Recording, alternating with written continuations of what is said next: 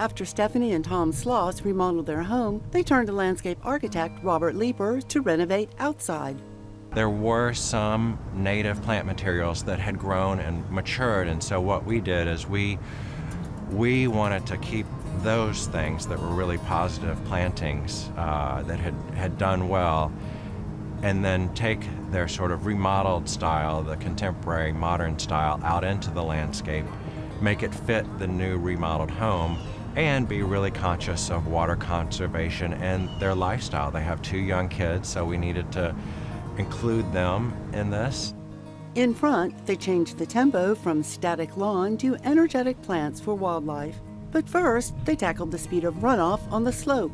It's very rocky out here. There's a little bit of soil, but it's a lot of rock. So there's a real water issue. On every home there always is, but on this one in particular, we really had to pay close attention to where the water was going to fall. There was some drainage that we had to install to make sure that we diverted it away from the house. It was really helpful to create some low retaining walls and put a drainage pipe behind that so we could catch whatever runoff there was. We created a lot of garden space for perennials and native plants and shrubs. We wanted all of that to benefit from the rainfall, but anything that was extra, we needed to make sure that that didn't end up near the foot of the house. Levels of poured-in-place concrete blocks slow down runoff and make navigation comfortable. The interior of the home has concrete floors, very contemporary style, so we wanted there to be an indoor-outdoor transition. We wanted that interior architecture to come out into the landscape. One reason I like using concrete is it's a forever material. Once you create it, it's there forever. You don't have to replace it, you don't have to maintain it. It's also with concrete, as far as walkways, you can do a light broom finish and it keeps the material from being slippery when it's wet or we have ice. 90% of what people experience is coming and going from the home and looking out the window. So I really wanted the remodel style, the contemporary style of the home, to be reflected in the landscape, so it all felt like part of one home, one project. And so we brought that contemporary feel out into the landscape. Gravel lets rainfall gently soak in around drought-tolerant additions. Since deer often drop by, Robert went for plants that stand a chance against browsing. In this recent makeover, he gave young grasses, flowering perennials, and ground covers room to grow.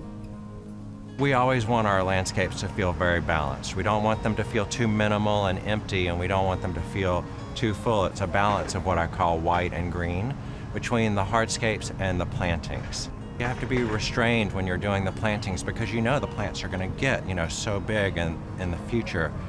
So you start slow and you let those plants grow in over time so that you're not having to pull stuff out.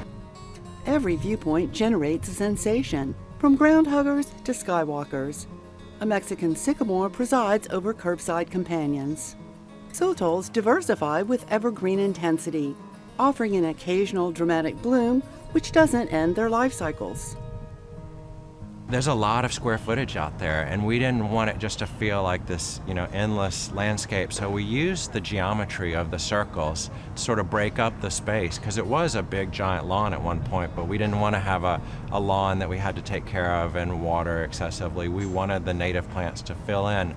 But at the same time, we wanted to use geometry and different colored gravels to sort of make a statement and fit with the style of the interior and exterior of the home, and just break up the space a little bit.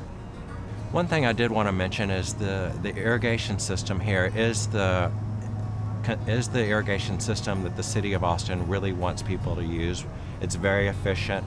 Each plant has its own little micro emitter, which is really the way it should be. Instead of using spray heads that cover the entire square footage, each individual plant gets its own little water source. It's very efficient, it works very well, and it's really the way of the future as far as irrigation for landscapes.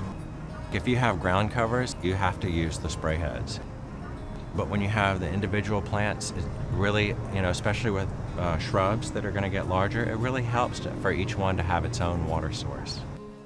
In back, Robert reframed a cumbersome soil trail for easier access. They had no effective way to get into their backyard. We created a walkway system so that they could maneuver around the house and walk around it. Since the harsh inclines shed runoff toward the house, his design controls it and fends off perpetual erosion. And where those walkways are, we put retaining walls to catch the water, and we put drainage pipes behind those, and those divert the water from going to the house. Various patios now engage family and friends outdoors and from inside. To fend off erosion on the shady slopes, Robert anchored them with layers of deer-resistant plants. This is a landscape where there are a lot of deer coming and going. You know, we didn't want to build a giant fence that they couldn't access, so we really just tried to design with the deer in mind, knowing they were going to be back here, they were going to walk through it. This is a path that they go through all the time. And so we just took that into account. And we've had very good success with plants that the deer don't eat, and they coexist with the deer population, which is nice. We really wanted to create a garden experience. You know, we wanted to use all the best native and well-adapted perennials and evergreen plants so that you're viewing into this garden and enjoying, you know, all the flowers and stuff instead of just a traditional lawn and shrub experience. We wanted something that was vibrant, that brought a lot of butterflies and bees and wildlife into the landscape. There's a lot of birds here too. So we really wanted you to feel like you're sitting in a garden, and these are all of our best plants that work here. The only turfy planet is in the sunken garden, made in the shade for Tommy and Jonathan's romps with Roxy. Palisade zoysia makes for soft landings off the zip line. This landscape, it had to be kid-friendly, it had to be dog-friendly and deer-friendly. There's a lot going on here, so we couldn't use anything that was too precious or that could hurt the kids with thorns or anything like that. So that was our goal, was to make it kid-friendly and pet-friendly.